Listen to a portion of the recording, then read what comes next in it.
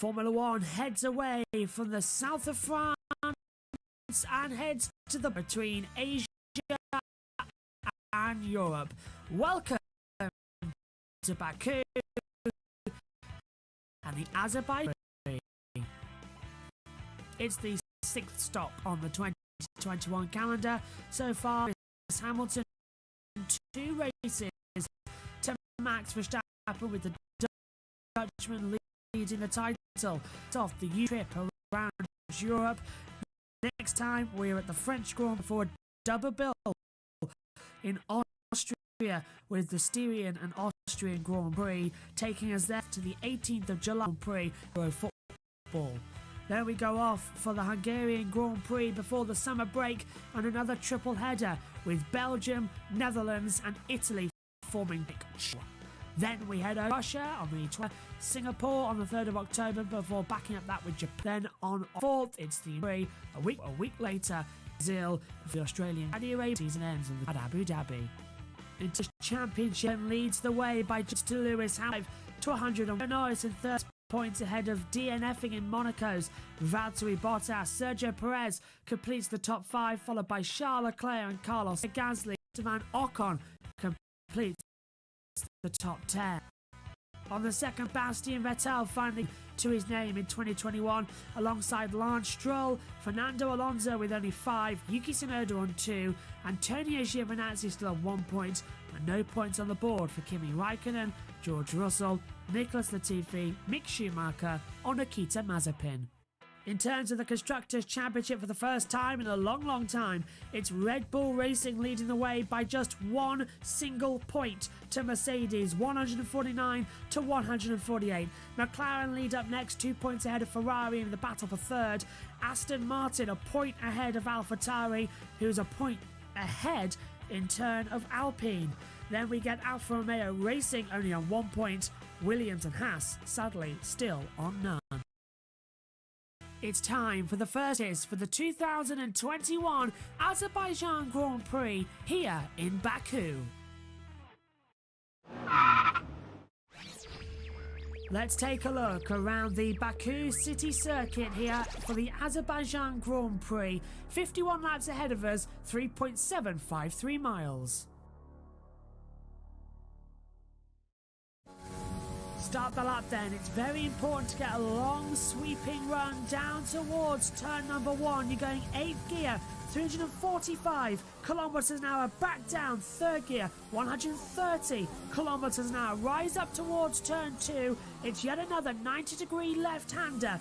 Now put the car in the centre to the track, open up the DRS and really full it throttle. 8th gear, 330 kilometers an hour, back down to 3rd gear at just 100 kilometers an hour into the braking zone. Get the cars controlled at the exit as well as you go into the first right 90 degree at just 3rd gear, 95 kilometers an hour, back down towards 5 and 6. So once again it's a tricky little corner to get right. 3rd gear, once again 100 kilometers an hour as you enter the castle section. Now the track narrows right up as you try and hold it between the lines as well. Now back down 3rd gear, 100 kilometers an hour.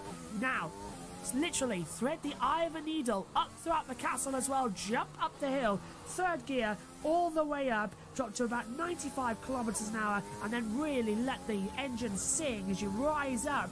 8th gear, 290 kilometers an hour as you blast through. You're approaching the braking zone. 5th gear, 265 kilometers an hour, back down 3rd gear at 120. Now let the engine really sing as well as once again as you get the exit speed brilliantly here. 3rd gear, now full throttle, rise up. By turn 18 you're at 8th gear, 300, then 307 kilometers an hour, battling through 19 and 20. 8th gear, 325 kilometers an hour, open up the DRS, you'll cross the control line in 8th gear, 330 kilometers an hour before reaching a top speed of 345 kilometers an hour, and that is a lap of Baku.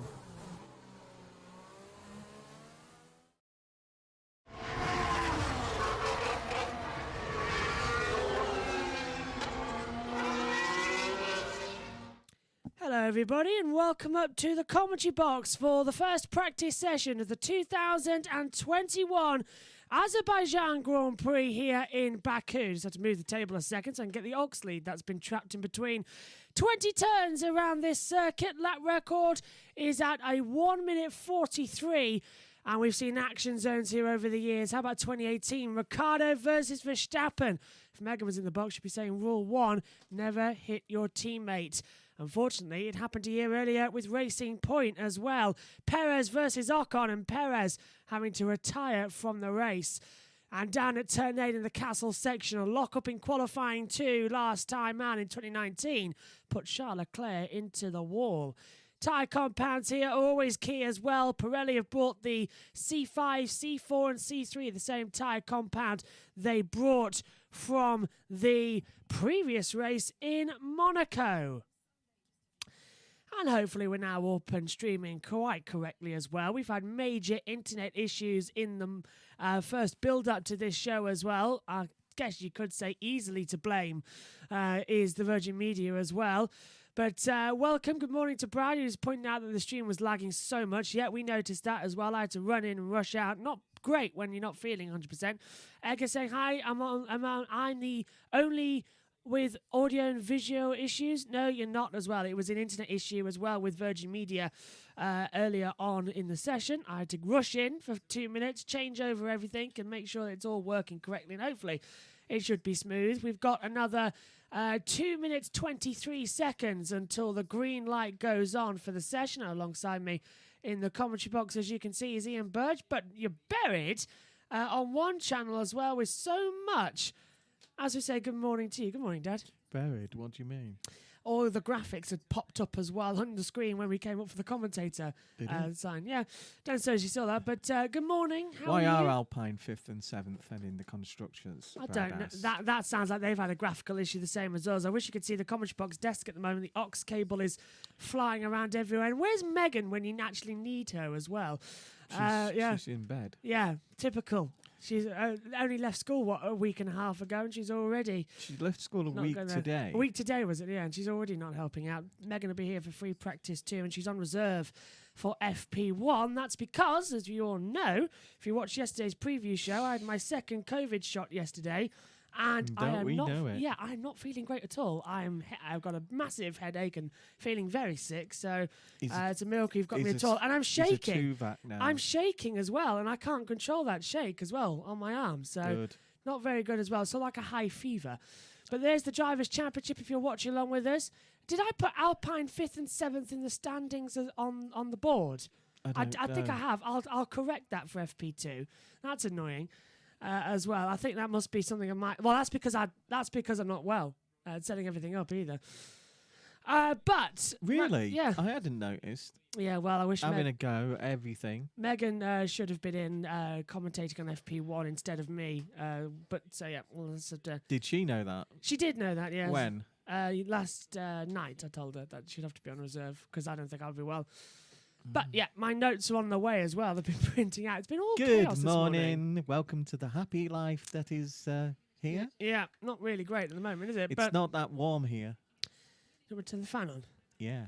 Really? Yeah. I mean, it is boiling. It's going to get hotter in the next hour. No, you're boiling because you've had COVID second jab. And this box is going to roast up. Here's Max Verstappen. Really? I hope so. Well, we've just realised as well we haven't got the correct information on, but... we are getting ready for what is going to be a very crucial session because this is going to... sorry, it's a good question. This is going to be the only hours they get. As the green light goes on now, the session is underway. So you're too young to remember France. And in France, at this time of the year, in Royan, we... We're not in France. No, in Royan, we were in Royan, the weather was always overcast in the mornings in the summer. And then by midday, it was roasting most days. Explains a lot then. At the moment, as we just get another driver tracker operational as well. No one's in a hurry to head out onto the track at the moment either. Davey would be off on his little bike. That's over there on the side of the commentary box as well. So we're a minute into the session. No one's ready to go out apart from Lando Norris, who finally ventures out onto the circuit. Alongside in the commentary, we'll have Megan Birch throughout the weekend as well. She'll be here for FP2. Can I go now then? No, because she's here for FP2 I as well. I want to go. But yeah. I'm not very good either, so this could be an interesting hour ahead of us. So let's go on to the talking they're points. 2 hours ahead, aren't they? That's why there's all these problems. Yeah, all the tech issues aren't working out either because it's now 9:30. We're having to do what we did at the Emilia-Romagna Grand Prix. Happy birthday to Martin for this weekend. Yeah, Martin, who isn't with Sky Sports F1 this weekend. It was his birthday on the 1st of June, so he's taken this one off as well. David Coulthard, not with Channel 4 either. So and neither is Steve Rachel's Jones. Rachel's been sewing weights into the bottom of her white dress. After the winds yesterday. The winds won't come back today, so the weather forecast says. And if you look at the trees there, they're not moving that much. But yesterday it was like going through all these buildings. It was like a gale force, you know. Yeah, typhoon. Yeah, it was causing a few problems in the practice session for the F2 this morning. We had an unusual crash. Yeah, coming out of the turn 14, 15 section, it just sort of lost it into the wall. But it looked like the car went straight. 200 yards down round the other corner before it stopped. And it's not a place... I think the only person that's ever crashed there before is Grosjean. Grosjean, when he said Ericsson hit us, and he didn't really hit us. Ericsson did not hit you, Roman. So let's go through who's in this session. We've got Perez, Ocon, Schumacher, Giovinazzi, Sainz, Gasly, Leclerc, Raikkonen, Mazepin, Norris, Tsunoda, Ricciardo, Alonso, Russell, Vettel, Latifi, Stroll. There's no new ones in Verstappen, Hamilton, Bottas. No. Callum was saying yesterday that he's hoping for not the French Grand Prix, but the one after it. He might get a practice one session. So hopefully Callum Ilott, our British driver, may get some more. He did so well. Yeah. When you think that there's 2 people in this lineup today who didn't do as well as Callum in the F2 last year, you've got to realise that it's who you are and not always how well you've done, which I've always thought is wrong. You know, the likes of Manchester United don't put someone in just for the fact that they're there and they related to someone else, right? No, Mick Schumacher's doing absolutely fine. Mazepin should not be in this thing. Although I will say that he seems to have changed his attitude. He seems to have. Is it because he's in a Russian state and he feels more at home? I don't know. Mazepin. This is a place he knows well, and but Mazepin seems so much more mature and relaxed this weekend. If I had my notes in front of me, I've hopefully managed to be able to remember this one. But he retired in the feature race he did here back in 2019, but finished 4th in the sprint race as well. That's on memory. This is from writing my notes. This is the Monte Carlo of the old Russia. Ah, look, here they are. And the notes are being provided by his mother. Yeah, here they are. So let me get that Mazepin situation right because he's on fresh the from the FIA. Here we go. Here's Mazepin. Mazepin. Yeah, Nikita Mazepin's only past experience at the Baku City Circuit was in Formula 2 in 2019. Finished 8th in the feature race and retired in the sprint race. So there you go. It was Schumacher, his teammate, who retired in the feature race but finished 5th in the sprint race. Look, there we go. There's the notes that I have to type out as well, with help from F1 Lights blog as well, who gives me the basic stats and how you rewrite them. Perez with 2 used tyres on. Yeah, this is looking weird at the moment, isn't it? Because we've got tyre graphics here that they don't actually know. We think they're on the Pirelli test tyres at the moment because they're not actually showing us what compound they are. I was going to say, how can they be used when nobody's been out yet? Yeah, it's a very strange situation going on at the moment. So this is a really strange track. This is a bit like Miami in IndyCar. It's a wide track. You know, I know that they like goes past the town hall or civic building, whatever the government building. The government building in the background, and so that's where the parade was about a week and a half, 2 weeks ago. Yeah, was it a month ago? Right about that. They had to take down the entire pit building and put it back up in a week because of that, and it really annoyed some of the teams who had flown their equipment over. Yeah, and they had to be stored in one of the local Hilton hotels. Car park, which is closed. The Hilton. It's closed at the moment. It's closed for Formula 1 The only people staying there are F1 people. But they had to store it in their car park, underground car park is what I was trying to say. Nice croissants. Yes. Let's just quickly go over the changes to the circuit because there are multiple this year. The barrier and Tech Pro separating the pit lane exit and the track has been extended by 20 metres. That's why we're going to see practice starts happening further down towards turn 2. The right-hand vehicle opening opposite the pit lane has been realigned to run more parallel to the track edge, so getting the cars off the grid if there's a stall. And what have they done in the last 2 days? I was going to get onto that in a second. Yeah, only in the last 2 days they decided to take it out. I know, hang on. A barrier has been installed at the front of the pit lane garage complex at pit exit as well to stop anybody going over into the separate lane where the safety car and medical car is. The left-hand wall at the entry to turn 2 has been realigned close to the corner. That's going to catch a lot of people out. The same has been done at turn 3. The right-hand wall at turn 4 has also been realigned. That's the first 90-degree right-hander. Tech Pro barrier at turn 5 has been upgraded and strengthened. The opening of the debris fence between turns 6 and 7 and 19 and 20 have been closed. So that's no longer a fire point for the drivers to remember. And the big one, the apex curb at turn 8 has been removed and replaced with a painted curb. So I think that called in the last few days. Yeah, in the last 2 days. Yeah, it's really strange. Alex Jake said that when he arrived at his hotel, it was there, and then the next morning it wasn't. Yeah, really odd as well. And it changed. It changed overnight as well, because it's really changed the. It'll be a lot faster because that's the famous. That's the famous corner where.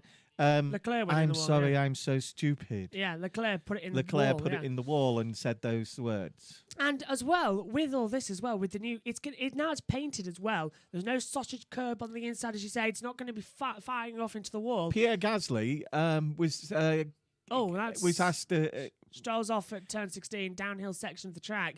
You're going down, third gear, corner, flick it in, and it's just gone straight off. And something's flapping around on Leclerc's front of the car. It's the antenna. Yeah, that's a bit big than usual, isn't it? Yeah, it's bigger than normal. I wonder if it's because of the high buildings around here. I was thinking the same thing as well, yeah. But yeah, Pierre Gasly. Pierre Gasly, yeah, there you go. Pierre Gasly. Hang on, I'll have another drink. Yeah, Pierre Gasly as well. Anyway, Pierre Gasly, he always pretends that he doesn't take any notice of what's going on around him.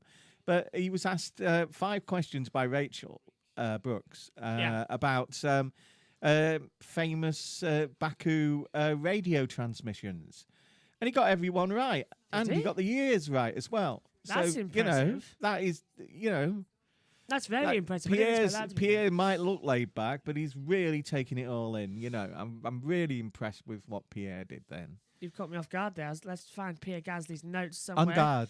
Yeah, Pierre Gasly. Megan and him are fencers. Yeah. Yeah, we've got a beautiful fence now, haven't we? Yeah, and not in terms of we build fences, in terms of that we fight with them. Sabres and foils and...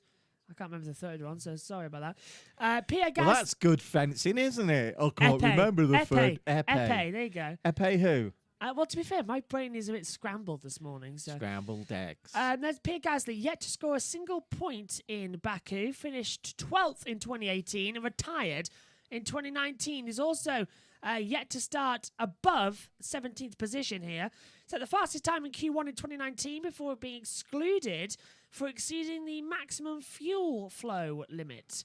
So that was with Red Bull. And what have we got? What's the main thing about this track? I mean, you can virtually overtake virtually everywhere, but that long straight... Between 16 and turn 1. Yeah, turn 16, and then you go on to this long straight that goes along the seafront. Well, just off the seafront, but, it runs parallel with the seafront all the way down. Yeah. And that's going to make it so exciting this weekend instead of... Oh! Anybody... Hands up in the air. How many people thought Monaco was quite boring? I enjoyed Monaco. I don't know. I didn't. Carlos Sainz getting very close to the wall. Mikita Sato did that in Formula 2 this morning and Do you reckon broke off the rear suspension. But Sainz getting a bit close for comfort there at the moment. Do you reckon that it was something to do with the fact that the lockdown is still on in Monaco, and that so there was no people around, and so there was no parties. And There was no parties as well. The atmosphere. I mean, was like even the famous after dinner thing with Prince Albert. Yeah, that never happened. Where he took Max and Kelly to a hotel. Oh right, so even that didn't happen. Yeah, and they had a nice meal apparently. Oh, that's good news. But we had 40% capacity at Monaco. So we had some fans, but you're right. There was no party at Rascasse. There was no dinner. The vibrance was off as well. It just didn't seem the same, did it? Yeah, and we've got a virtual safety car has been deployed out there on the track somewhere. That's what we've got on our monitors. Virtual safety car, and it is now official. So who's binned it somewhere? As Lewis Hamilton comes through the castle section.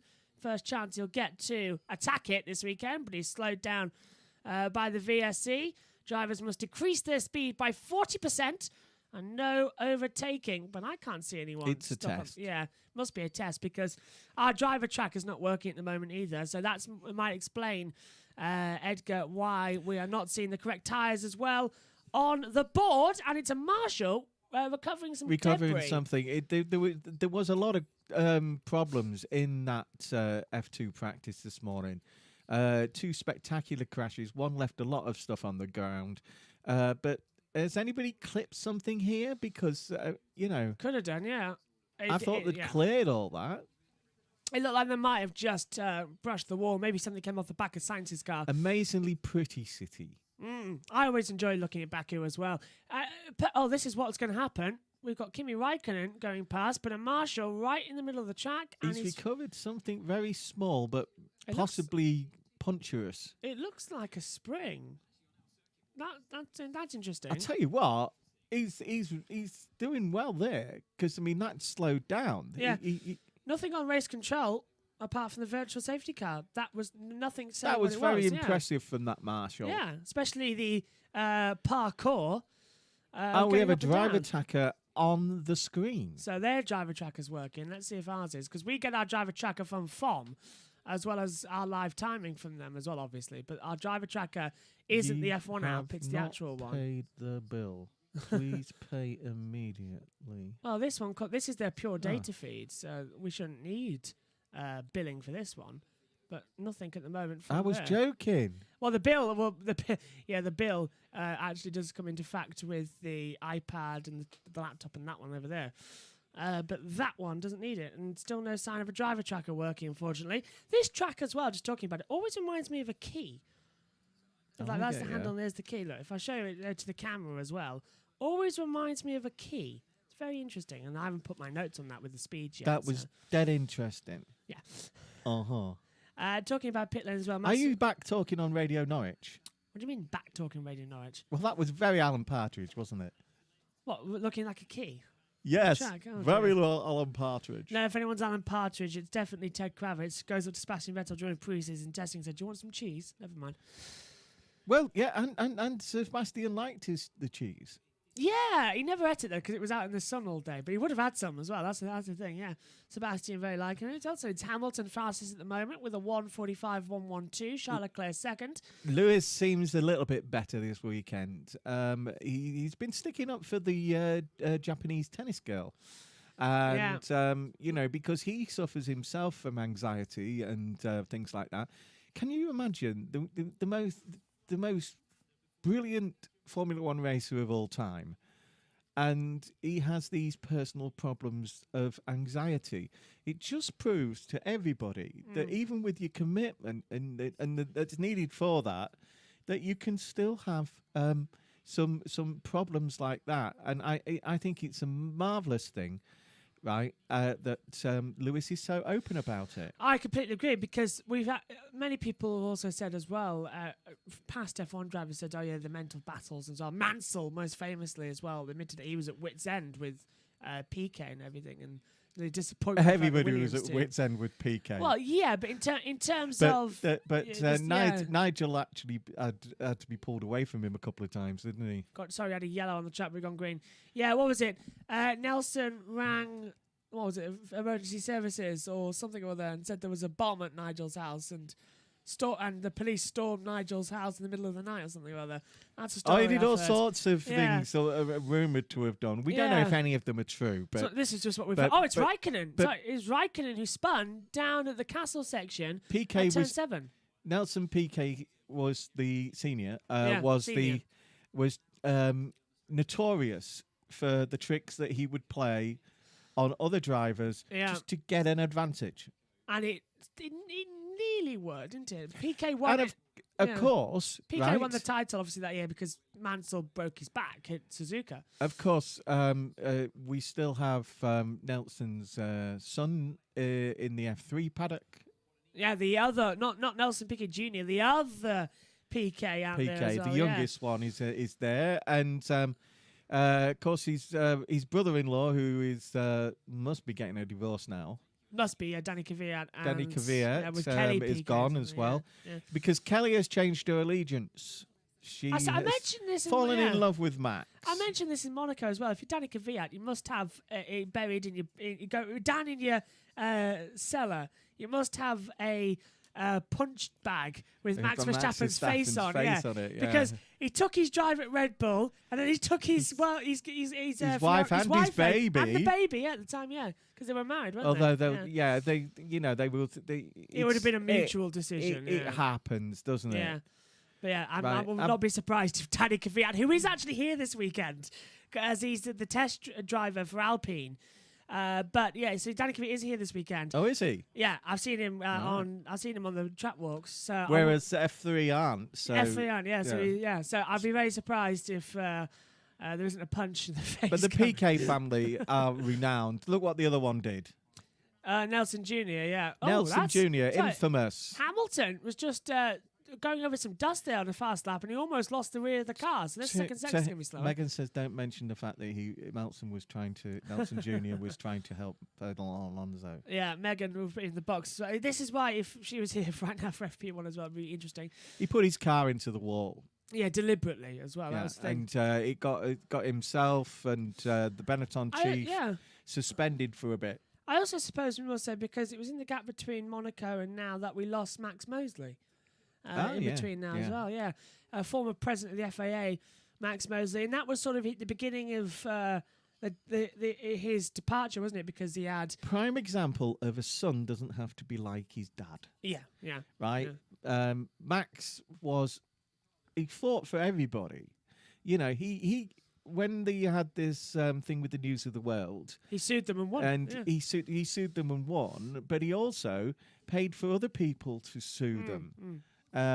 You know, he provided the funds to do that, to try and get them stopped. And in the end, Mr. Australia News, who's now an American citizen, decided let's stop that Piper. You know, it all cut up. Didn't it? And they stopped the News of the World, and a month later, we got the Sun on Sunday, which just means they've changed the figurehead. Yeah. And best thing about that was we're in the know there, because I mean my brother was in the industry and very successful at it, and things like that. And his wife. And things like that. So we did take an interest, right? It's not something. It's something I've got from him. It's from the guy who owns GB News on the TV. He was talking about it. But the fact that all they did was change the letterhead. And that was it. And you know. The same journalist, and another thing is that the journalists on the Sun had such a reputation, but there was only a small percentage of them that were actually Sun journalists. Their sister paper, the Times newspaper, the famous Times newspaper, a lot of the stuff was done by their journalists, according to Andrew, whatever he's called. Yeah. Oh, what was he called? That one. He's just started GB News. Not Andrew Marr, it's the other one. Anyway, lives in France, and he was saying once that on a lot of the stuff, News International used to get the Times journalists to do a long Times version and then a synopsis that they could stick in the Sun. So literally just save paper. To save money. Also, speaking of the Sun as well, it's still not very popular in Liverpool. In fact, I don't think it's sold. I think you can't buy a Sun. Yeah. I don't think you can buy a Sun in Liverpool, and I don't blame them. Hillsborough was nothing to do with the fans. It was to do with the organisation and the policing. Megan, this is where I wish we had Megan in the box for this part of the session because she did. She studied it, didn't she? She studied it, and she it's. She also found out that one of the senior police officers on duty was also on duty at the Bradford fire, which has nothing to do with the police. Yeah. But two different things. Wow. Can you imagine the trauma that poor guy went through, having seen not one but two famous football disasters? Actually, saying that, I think I remember something on one of the TV matches when, coincidentally as well, they'd scheduled a match at Bradford between the same two clubs that were involved in the fire and on the same ground about 10 years later. To the day as well. I seem to remember that on BBC. I remember that Lincoln was the other team. I knew three other of the Lincoln players and one of the Bradford players that day, and it's the shock of it took them a long time to get over. And there was also, they reran the 1966 World Cup final to raise money at they did it at Ellen Road, and Germany versus England, that was a fantastic match with virtually everybody who took part had taken part in the original final. Oh no, let's not go into that one as well. I think he was called Ulika or something like that. He scored a fantastic goal from about 35, 40 yards out, straight into the roof of the net. Ooh. Euros coming up. I know Brad's probably enjoying the football chat at the moment as well. Euros coming up in the next couple of weeks as well. I got a lovely England top actually. He's talking about 66. Yeah. It's a 66 replica as well that I got the other day, and I'll be wearing that as well when the match is on. I might even wear it on air as well if one of our races come up. But next weekend, British Touring Car Championship is back at Snetterton. Current plan is to hopefully be trackside for that one as well. So Megan will be back here running everything, and I'll be trackside with a set of headphones and a microphone. So I'm looking forward to that, but that is still TBC. But it should be quite fun. I'm looking forward to it as well. We're back with pictures now, finally. We've finally got pictures back. We can talk about Formula One. Yeah, they've all been the pit lane anyway. There was literally no track action. The things we have been talking about were quite an important things. And as we see, this is one of the only few cars out on the track at the moment, actually. Max Verstappen running P2 on the board. Right, let's go for a lap then. It seems to be down towards turn one. You're in 8th gear, 335 kilometres an hour. Back down, 3rd gear, flick it through. And now approaching turn 2. Carbon copy of turn 1. Another 90-degree left. Drop down to 3rd gear. Accelerate the exit now. Open up the DRS. Down towards turn number 3. Now, you've got to get your braking zone quite right because the track narrows up. If you're still running a straight line, there's a barrier and you'll whack that. So you've got to sort of curve and brake at the same time. Now, turn 4, the first 90-degree right-hander. Back down, 2nd gear, 60 miles an hour. Accelerate up now towards the old part of the city, the castle section. It narrows from being about 20 metres wide all the way down to 8 metres wide.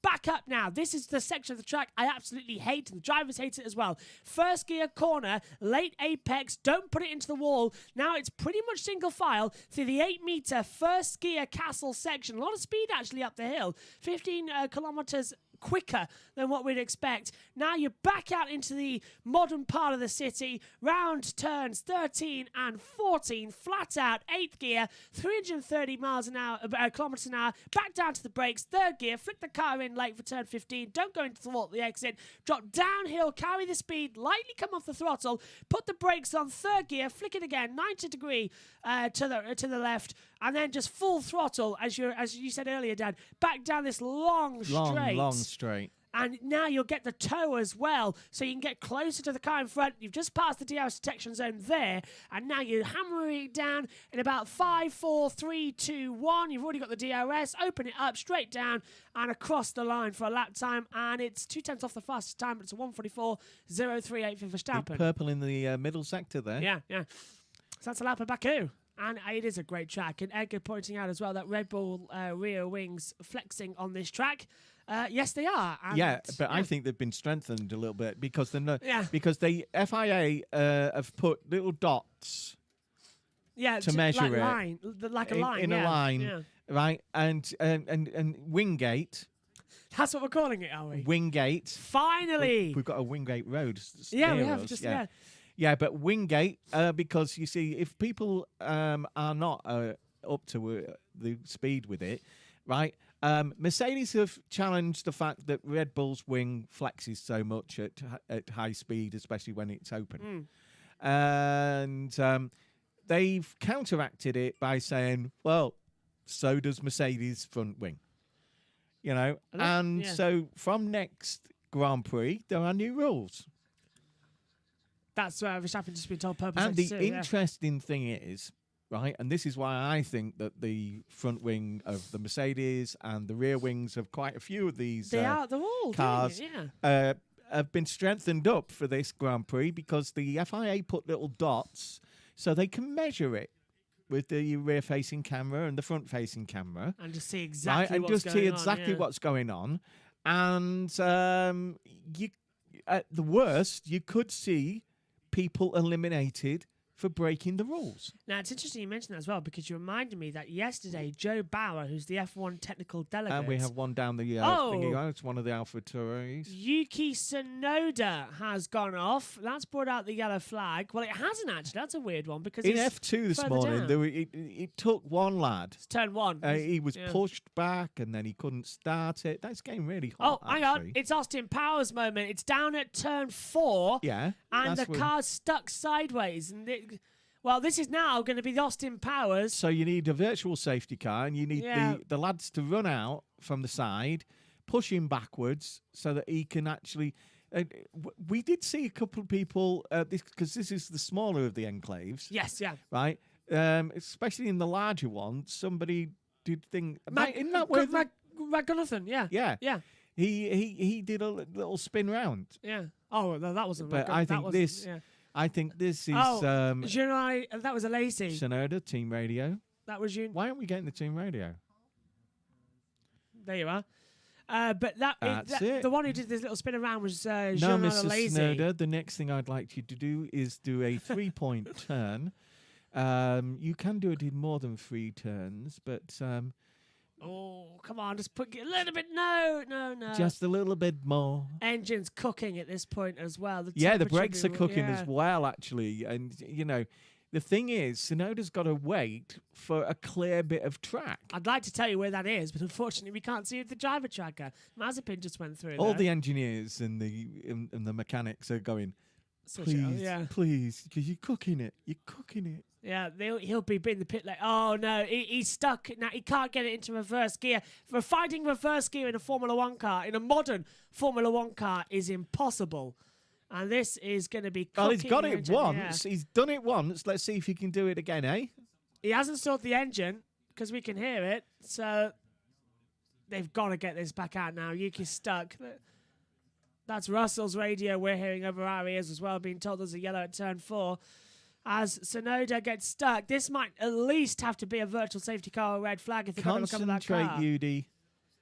You can do this. Edgar saying, Wingate, good one. And this is how he did it then. Coming out of turn 4, got to control the oversteer. Oh, he touched the wall. Camera angle was rubbish, again, like with Schumacher's crash, but he touched the wall. Yeah. And he's kept going now. So, yeah, he just locked him and went straight on. We've got a yellow flag that's coming in, we believe. So we think Tsunoda has got it going again. So we'll keep a lookout. Has he got it going? Yes, he has. Good lad. He's out. Mr. Tsunoda, you have done well and you have passed your test. It was Gunnathon who got stuck and did like a 1,000,000-point turn in 2019 in Formula 2. But it was a lazy, as you said, he did that little pirouette in the tightest possible zone. And everyone was impressed with that. Right, after I like the fact that the workmen are behind that thing, still working on the on the track. Yeah. Right, going back to the Max Verstappen thing at the moment as well, and the flexi rear wing on the Red Bull, as we see Max Verstappen here. Joe Bauer, the technical delegate for Formula One, at the end of the Monaco Grand Prix, in a random selection, pulled in Max Verstappen's car. And this is the technical delegate's report. I've just got up on my phone. After the race of the Monaco Grand Prix, car number 33, that's Max Verstappen, was randomly chosen among the top 10 cars for more extensive physical inspections. It wasn't random at all. This is deliberate. How dare you say this? This is deliberate. Subject to these physical inspections were the pedal assembly during the brake master cylinder, throttle pedal position sensing, associated dampers surrounding with the survival cell, sensors and their loom routing and connections, and the CECU and other units. I don't think there's been a single season in Formula One's recent history of the last 50 years where teams have not tried something that's past the legal limit and seen what they can get away with. It's part of the game. This is what was interesting as well. Joe Bauer said all inspected components were found to be within compliance of the 2021 Formula One technical regulations. So, at the moment, the car's legal. But after this race, it's not. Yeah. So because under the present rules, which are changing for next Grand Prix. Yeah, as we got interference as the phone started charging. Sorry. I just put the phone... It's gone now. I just put the phone back on the wireless charger and it gives us a little buzz in our ears. It's not a buzz. That's the problem. If Max or Perez wins this... If Max or Sergio win this weekend... Mercedes might protest it because as soon as the race is over and the checker flag is fallen, that car becomes illegal. Yeah, because this is going to be a great track for the Red Bulls as long as they keep it out of the wall. Which they haven't really managed to do before, as well as maybe 2018. Also, when the lead up in the press conferences for this weekend, you've got the opinion that Valtteri and Checo are very much now the second drivers and are there to help the other two, Lewis and Max. And that's very early in the season to have that opinion. But the two teams, Red Bull and Mercedes, are openly saying these sort of things now. And it's one over two. By the way, Valtteri has arrived. Oh, Valtteri, Valtteri. As you can see. Yeah, he's out on the track. He arrived 5 o'clock. No, well, what happened was that they found they got them all loaded up, and then they found a problem with the plane. Yeah, so they unloaded everybody. More bad luck, wasn't it? Then got a new plane in its place, right? And then realised that they had to do stuff to the new plane to make it sure it was all right. So consequently, anybody saw the press conference, Valtteri had to do it via his laptop. So, I've got to do a TED here. So you keep going. You keep going. Valtteri had to do it via his laptop from an airport lounge. Max Verstappen is very angry at the moment. He's being held up in traffic. So if you could please hold that up, like that. So just hold it at an angle so I can adjust it. So this is basically what happened at the pit stop as Sebastian Vettel's gone off at turn 1 and done a 360. So this is basically what happened. How are you going to do that with a microphone? Oh, you'll see, because it's got a square edge. So basically, it's not usually this ambitious. If what happened was, go on then. It took 42 hours for Valtteri Bottas' front wheel to be taken off the front of his car. I heard that. 42 hours. They took it back to Milton Keynes. Brackley. Yeah. So basically, what happened was, normally how a pit stop happens is that the car will come up, line up ideally, and then the wheel gun will go on like that at a complete angle. So basically, it goes on like that. It goes on straight away, and then it can be changed around and the wheel not pulled off.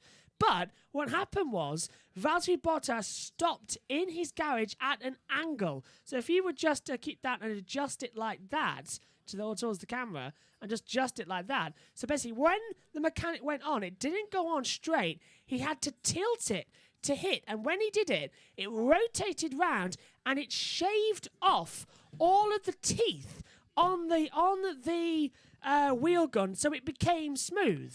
Now, the actual, for obvious reasons, let's get a bit more technical here. Yeah. Right. The obvious reasons that to make sure that they always come off. Yeah. The idea was that you have the wheel section that it goes onto. Yeah. Is titanium, a hard metal. Hard titanium. Yeah. And the wheel nut is actually aluminium. So it bends, and Right. aluminium is a very soft metal. And what Toto rule did Mercedes break? Was it? That's upset Valtteri. Was it what? Well, Mercedes have this rule that we're a team of 2,000. Oh yeah, and they blamed. And yet it was blamed on the positioning by Valtteri. And I've looked at it, and Valtteri's right. He wasn't right. He wasn't in the wrong position. No, he was bang on his mark. So the wheel, it must have been the mechanic who put it on sideways. So instead of it being square like that, on off, the mechanic must have put it on in an angle like that. So it shredded the wheel nut. And the best thing about this is that it's one of those. These two parts are part of the systems that you cannot change during the season. Yeah. And so this could happen again to Mercedes cars. Yeah, it's stuck, and this is what's worrying. Who use Mercedes stuff. So this could really affect Mercedes as well, because that put Bottas completely out of the race. They couldn't do it. So this could happen to Hamilton. So he had to go back to Finland. Yeah, this could happen to Hamilton. This could happen to Bottas again throughout the season. So this is a real... And go running. He was... Yeah. He went running, didn't he? He did, yeah. In the cold. So just having a quick look as well at the moment, because something's wrong with the... We've got a yellow, that's why. Yellow at the moment on the circuit. Don't know where. We'd like to apologise for the fact that Joshua is not feeling his best today. Oh, that's why Norris has spun out of turn 13. Nice one. And Lando Norris going down. that was good. Yeah, he's kept it round. Danny Ricciardo's teammate has just gone fastest on a 1:43.732, almost running into the back of him. But Lando now driving the opposite wrong way. Lando! Oh, that's dangerous. He's now across the track. Yeah, that's it. Get it off the track. Spin it back around. Nice one, Lando. But still, bit treacherous if a car was coming through, like now with one of the Hasses. We found out the other week that the rule has changed. When it happened the other week, you are allowed to reverse on the track or go the wrong way on the track, as long as it's safe to do so. Right? I don't think that was safe, but it is only a practice session. Yeah, everyone would have been warned and the yellow panels would have been activated. Yeah, but it's a blind corner as well. Ted's been at them as well. Right, just cut it on the exit curve. Ted's been playing with the different things. Yeah. You got the guy who does it. Each different section has these lights here at Baku, and they can be operated by the marshals at the side of the track. And the guy who installs them for FOM and the FIA, he was showing Ted all the different things you can do, like you can get even oil flags, rain, everything like that as well. So that's what I really like about these panels as well. They're now homologated, so every circuit has to have them. Every racing circuit has to. I think they take them with them. They do for Formula 1, but especially here in the UK as well, they have to have the light panels. If we do get down to Snetterton next weekend, I say we, Megan's in the com box here, and then I'm at Snetterton, but I will try and find a light panel and do the analysis for you, because it's going to be good. We're hopefully down, we've got a yellow. And another yellow. And this is really bugging me now because we can't see, so if I can get quickly onto my iPad and open up the pit lane channel, we can get it. This is why we needed Megan in here, because with her iPad, so we can have it on. She's not going to be using it anymore anyway. Oh, she is. Well, not while she's off. No, but she's going to college. Multi-screen and team radio. If I can get it on, it's a 40-second gap, so we've gone green now anyway. Oh, we're hearing it actually as well without any pit lane channel. She's keeping her brain ticking over with Sudoku and she's got to do some things for the college she's going to. So Leclerc goes top, 1:43.227 at the moment, and Sainz on the time. So is Hamilton. Hamilton down, and it's Hamilton off the track. He's locked up and gone straight on at turn 15. And this is where we saw a lazy a couple of years ago having to do his spin around. So Hamilton is now stuck down at turn 15, and again the engine's going to be cooking. You can hear it. He's found reverse gear. Can he get it back out of there? Yes, he can. No cars coming up, I don't think. So, I think what he was waiting for was the okay from the marshals. The marshals. Yeah, so away goes Hamilton again. And Lewis gets away. Well, that's better news as well. Leclerc having a little bit of an issue out there. Let's take another look at it. So coming down the hill towards offline, off camber, locked up, and that was a simple one to just be sent straight off the track. So not really his fault there. Are they hearing all this sound? No, we are. They're not. Ah. Because this is hooked up to the... it's a pity because there's no commentary, so... Yeah, we could do, yeah. So at the moment then, with 19:55 to go at that point, I know we're on 19 minutes to go now. We're 52 seconds behind on the pit lane channel as Carlos Sainz going slow out there on the circuit, just getting out of the way of everybody else at the moment. So Ricciardo slipped out to third. Ferrari once again strong. I said this yesterday. I'm expecting them to be okay with a 1-2. This is Ferrari have definitely upgraded themselves, and they suit this track like they did the Monaco track. Yeah, and I hope Leclerc gets pole position. I really, really do, because I don't. Why not? Because but last time out at Monaco as well, it was such a heartbreak. He never got it. You can't. Yeah, I know, and everybody felt for him, but you can't just go turn around and say, this is a championship. Yeah, it's like they lost by just one goal after playing so well. When they play them the next time, they ought to give them a 1-0 lead, to get them going. Yeah. It's not wrong. I'll tell you what, I might try and get... This is a sport. I might try and get the pit lane channel operational for FP2 instead and FP3. That'd be better, because then we can see the whole session. Yellow flag is out again on the track. We've got both the Ferraris out on track at the moment. Yeah. Sainz, I'm watching from Sainz is on board, and he just had like a little I don't know. The left wheel just seemed to glitch just then. Back with live pictures on Sky F1 at the moment as well, watching Hamilton's replay. I've got Lewis's on board as well, doing a replay. It was Lance Stroll flying off the track as well. That's what caused the yellow, yeah. So look, that's Leclerc crossing line, starting another time at the moment. But now we're back with 17:15 to go on the board, as you can see above us in the comms box. McLaren back in the pit lane with Danny Ricciardo at the moment, looking quite well. It's what we've always said, though. Practice one is about getting to know the track. One interesting thing that Max said in his press conference is that he is now like Lewis. In terms of... He doesn't walk the track. Yeah, Max doesn't walk the track. That was what surprised me as well. He hasn't walked one since 2017, I heard. Yeah. No idea where that yellow is at the moment. It went green as well, because we just saw it again on the pit lane channel. I mean, Lewis's idea is that you, on your outlap, you go a bit slower and you realise where everything is then. I have to turn that back to the and if timing if you are one of the top drivers in the world, you should be able to do that. And I think what Max said was a bit of a psychological thing, just to turn around and say, "I do the same. I'm just as good as Lewis." Another yellow on the track. So we're having multiple yellows. Tell you what, and that's why it's Pierre Gasly who stopped down at turn 15. So Gasly's done the same, and he's reversing. Brakes already smoking as well. So that's going to be a bit of an issue. Reverses on the track. Well, because of the long straights and things like that, the brakes are used a lot more. Yeah.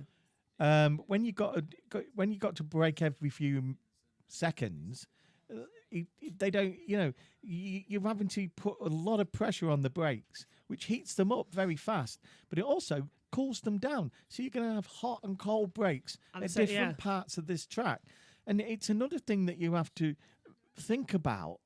Brembo brakes. I mean, they're already thinking about this stuff that a lot of drivers 10 years ago weren't thinking about. Like, I've got to adjust the brake balance here, and I've got to. They've taken away the mode settings, because that was even worse. Oh, everybody hated the mode settings as well with all that. And even the new F1 game that's coming out in July as well has removed the higher fuel mix. So you're stuck at the normal rate for the entire race. So I've enjoyed seeing that as well, that the F1 game is now going to reflect more real-life Formula 1. And the simulation model looks absolutely fantastic now. So you have a crash and it'll puncture a tyre. It's actually going to show. So I think Charles Leclerc as well is going to be happy with that one. Lando Norris, maybe not. Disconnected a lot when he was playing the Race at Home Championship during lockdown last year. Just watching at the moment. Ferrari won too then. Megan's going to be happy for FP2 as well. She was excited to see if Ferrari could do well. Verstappen on an outlap, and I just feel that the strange thing about this practice session is nobody's using any aero devices to measure the aero. It's they must be absolutely confident that there is no problems on this track, despite the wind yesterday. Oh, the wind was atrocious, wasn't it? Yeah, it's looking okay there today. That could come back for Sunday. Mind you, I suppose, what's the use of measuring something that's not there, I suppose. Wind on Sunday looks high at the moment as well, and I am interested to see as well if we can get hold of Megan, if she's watching along as well, if she can call in or come down to the commentary box actually, depending on where she is at the moment as well. Because I just want to gloat to her, because I said yesterday in the session, just said for Verstappen's saying unbelievable. I think that's because he's having a lot of traffic out there, including his teammates. Not a good thing for complaining about Mercedes flexing front wing, and then you show your own front wings flexing too much. And I think actually he's on about Nikita Mazepin blocking him down the straight. Yeah, he is, yeah. So Mazepin's already annoying Max Verstappen. Down towards so he blocked him all the way down to turn 3. I'm going to stick up for. I don't think he did anything there. How could he get out of the way? Yeah, I don't think on that particular part of the track, there's no room to get out the way, really. And as soon as he was past the corner, he got out of the way. So I don't think that was Mazepin's fault there. That's just Max. That's Max getting frustrated. Frustration. Yeah. Because Nikita, Max has got the max frustration today. Yeah, Nikita Mazepin there down the straight. Wasn't alongside him. As soon as he got around the corner, he pulled off out of the way. Still on Indy 500 time. We covered that a whole race. Yeah. That was fun. Over 1,200 of you watched along with us that race. And I got to do it from the other place. Yeah, you got race control. Warm. Sorry. Well, you should put your trousers. I expect it to be warmer. And plus, anyway, I'm boiling at the moment. I'm wearing summer stuff as well, linen and linen trousers at the moment to try and cool down. I wear shorts in the winter, because Well, I'm disappointed as well. You should be on the previous show yesterday. we have postmen around here that always. We do. Yeah, even they wear shorts in the winter. There's a lad in Cleethorpes. I used to go past him quite a lot, and it didn't matter whether it was snowing or anything like that. He still got his shorts on. And I had a customer, right, who he would wear shorts when there's ice on the floor to take his kids to school. And I'll tell you the reason why. Guess where he works? Where? The Tower, right? The Tower is a local big, massive. We've got quite a few frozen food firms around here, and they use space in a place called the Tower, which is a massive. You can actually see it when Grimsby Town are playing. It's the big grey and white building. Oh, that one, right behind. Yeah. And on the docks. Yeah. And he works in there at -40, right? So it's nothing on a forklift truck, right? So even ice on the floor isn't cold for him. I see, yeah. -25, it's just like this room today to him. He must really hate the summer. Thinking about it as well. He must boil. Yeah. Like, what was it? Polar bears in heat as well. And things like that as well. They see how bad they the get. old question, right? Why don't polar bears eat penguins? Oh, dear. Here we go. Go on. They can't get the wrappers off. Oh. Verstappen goes top, 143, 184. I thought Max Verstappen... There is a logical reason why polar bears don't eat penguins. Not on the same continent? Well, no, one's at the North Pole, one's at the South Pole. Not the same continent then, so I was right with there. Are they? Yeah, North Pole for polar bears, isn't opposite it? continents. And South Pole for the penguins. Antarctica. I still love Jeremy Clarkson as well. When they went to the North Pole in the Toyota Hilux pickup truck and they drove, and he insisted on having these massive, powerful spotlights attached to the front of the car so he could see where he's going at night. Doesn't hit the boulder. Do you know when? Forgetting that it never gets dark at the North Pole because it's the top of the world. Why do they need the lights? Yeah, so it was more weight, and he looked and foolish, whenever you look at the news and see these conflicts, you realise how good Toyota are selling these things. Yeah, they because get they're all everywhere. over the world. They get everywhere, those pickup trucks. There's a hurricane in Tahiti, and what happens? Everybody's got these Hilux. There's something happening in the Middle East, and they're all battling with these Hilux. They must have sold millions of these things. Well, to be fair, they can easily be repaired. It is like the old 2CV. Yeah, the student car in France. The Citroen 2CV. This is everything bolt on, bolt off. It's the Toyota Hilux is the most indestructible car. We saw on Top Gear, actually, didn't we? you know, when I crashed, your mum hit the gate with her car. Oh yeah, about 12, 13 years ago. Hit the gate, and I was in a bit of a mood, and I went, how did you do that? She's done it since then brilliantly. Yeah. But rather than saying no, it's I was a bit to things, and karma got me. Yeah, because I took next job. I went on the docks onto the coal jetty, right, and someone had hit the barrier at the bottom. Yeah. So when I came reverse down the coal jetty and turned into the turning point, I smashed my bumper and wing. Yeah, right? I remember that. I came out. Yeah, I remember that. Actually. This is what the most important thing, right? We got it back home, and it was still workable. Yeah. In it. Was it flexing? We pushed the bumper back on. So as long as the bumper's on, and the bumper was working, it was just a bit of an angle, but the ring was crushed. Yeah. Right. Big dent in the wing. Yeah. Right. And I had to explain that to the wife, who had just scratched her car on the gatepost. She took the whole side of it off. Do you remember? It was hanging, wasn't it? Yeah. The Toyota, that one. But Corolla. Yeah, but no. Well, no. That was the. I'll tell you that story again. Oh, hang on. I remember just. She hung it on the. She hung her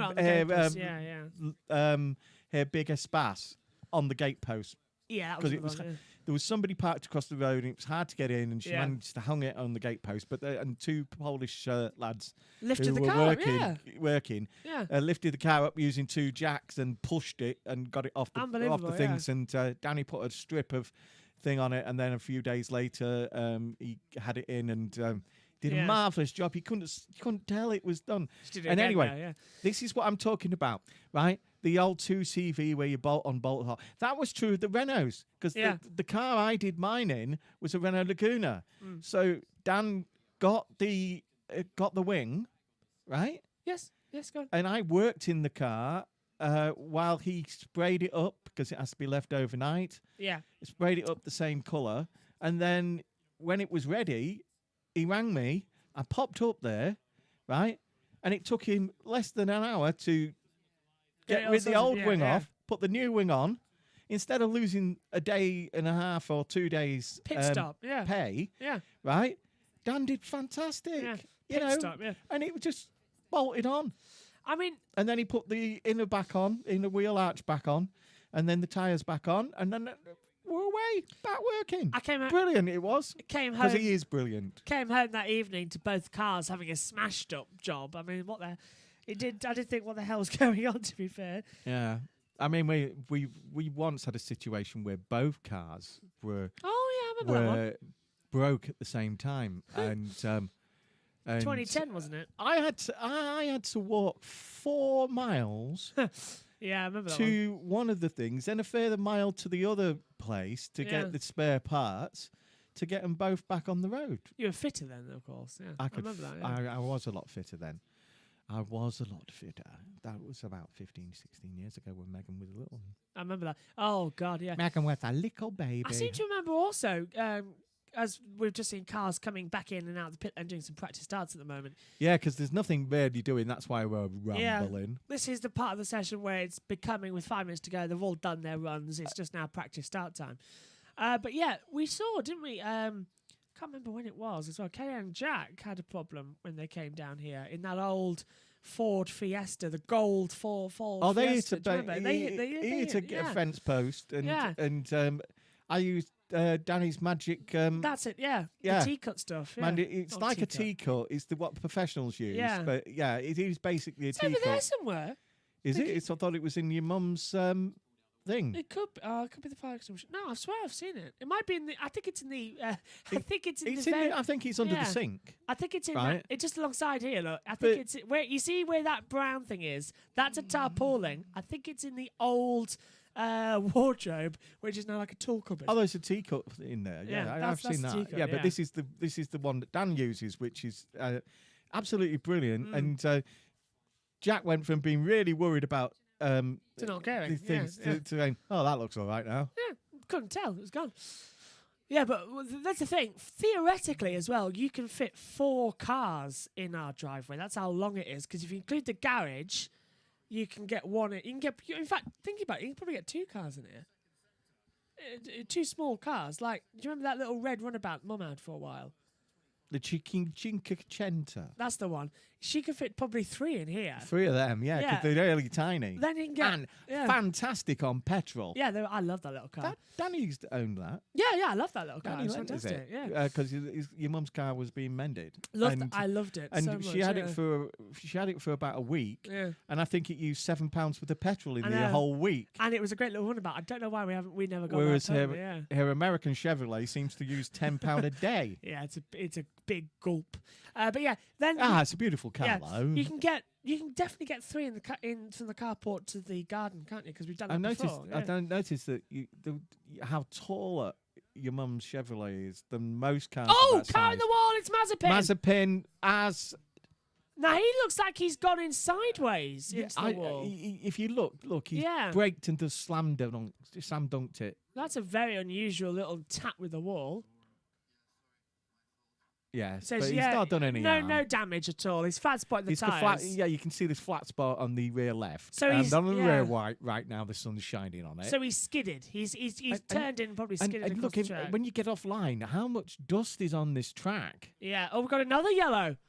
Green flag went out. Now we've got another yellow out there. The Haas guy's going to get to work on this one. So where's this yellow flag now? Haas have got a new nickname. They are called Hassle. Let's have a look then and see what happens. Because they cause a lot of hassle. Yeah. Turning in, does it pirouette on itself? No, as he just skids along. Did he touch the? Oh, he touched the rear. The rear just slam dunked into the side. And this is the cause for the momentum just took him, and it was Saintsy into the famous one. Now, come on, Saintsy, do a pirouette, please. He's too much of an angle. He's going to have to roll it back down the hill. Yeah, he got in reverse really fast. The guy's really got to grips with this Ferrari really, really quickly. Podium last time out in Monaco, P2. Yeah, and with his best friend. Yeah, nearly won the race as well. He was catching Verstappen at the end of that race. Another yellow! My God, we've only just gone green. And a third yellow in less than a minute has come out, this time between sector 1 and 2. And that must be turn 4. Yeah, I think they're looking at see if he's done any damage. To rear wing probably needs. Yeah, like he's bent the rear wing, so that's a Tico job. And it's the other Haas this time. Mick Schumacher's gone off at turn 4. Anything you can do, I can do better. So off I goes, can get out of this better than Sonoda. Yes, you can. Yeah. No, you can't. Yes, you can. Well, I think he's stuck now because he's at a different angle. He's found reverse gear. Well, it's Gunter Steiner not happy on the pit wall. Edgar saying, good job, guys. See you. It's 3 a.m. My goodness, in Mexico. Go to bed. You've had an eventful end to first practice. So Mick just locked up. Thanks for staying up. Yes, indeed. You really are the die-hard F1 fans. We'll be doing that in Australia and Saudi Arabia and everything, so we'll know exactly how you feel. Yes, you will. I will, yeah. I'm hoping to get some guests on. And so will Megan, because I'll be asleep. Yeah, we'll probably only see you in the race, to be fair, in those weekends. A race? What time in the morning? 5 a.m. 5 a.m.? No way! No way am I doing that. Australia's at 5 a.m. Saudi Arabia is at 8 a.m., I think. Oh, it's a night race, actually. I always have done. It's a night race. I always say no way, and I always do. Actually, it's a night race. It might be later on in the evening. I love it when you've got these practice sessions at 1 or 2 in the morning, because it means, and I love Le Mans as well, because it means Joshua. 2 cars off, Bottas off, and McLaren. You need traffic lights there. Yeah, that's Lando Norris. It means we don't see you during the day. Yeah, and it's so much quieter, Josh. So that's Bottas going off and Lando Norris going off, and they were doing like a, what do you call it? Synchronized spinning. It's a duet. Look, Yeah, they both get around. like those synchronized swimmers in the swimming pool. Yeah. I give them a 10 out of 10. That's pretty. Look at that. Look at this. Round goes Valtteri Bottas. Lando. And there goes Lando. That was superb. So about 5 And yellow Tsunoda's flags. going, yeah, okay. And Mick. Oh, and right. Mick, yeah. Checkered flag is out. The session is over. And we're going to know another one now. Sector 2 and 3 have brought out the yellow flags. And they're just thinking, well, the session's over. This is one last lap. And they're all getting it slightly wrong. I mean, it's this. I think where the dust on this track is causing the front wheels to slide in certain parts. So this is already chaos. Checkered flag is out. Session has now concluded, which is great to see. Right at the same time that Moto 2 has ended as well. I've just realised. Oh, what have you realised? Right? Yeah? I don't think I've had my tablets this morning. Oh, dear. Well, you're not in FP2, so that'll be right. He's already going off. I'm the one who's been... Oh, no, you've been fully vaccinated as well, actually. I am a 2-vac as well. Oh, very nicely done. Megan has not had Star one. Trek. Yeah, Megan's not had one. Number 1, engage. So she'll be in the box for FP2 wearing a mask. Not really. Yeah. Oh, camera angle getting thrown up there with the velocity of Sainz's car going through it. Flick the camera up. So I don't think they were expecting that one. Checker flag then is out. Verstappen, Leclerc, Sainz, Perez, Ricciardo top 5. Gasly, Hamilton, Norris. Alonso, Bottas top 10. Raikkonen, Giovinazzi, Stroll, Tsunoda, Vettel. And then Ocon, Russell, Latifi, Schumacher and Mazepin is the board. And Kimi Raikkonen's not happy. Red Bull have got adverts on the outside of the halo. So, yeah, for Tezos or something like that. Don't know what that brand is, but I'm sure it'll give them some advertising as well.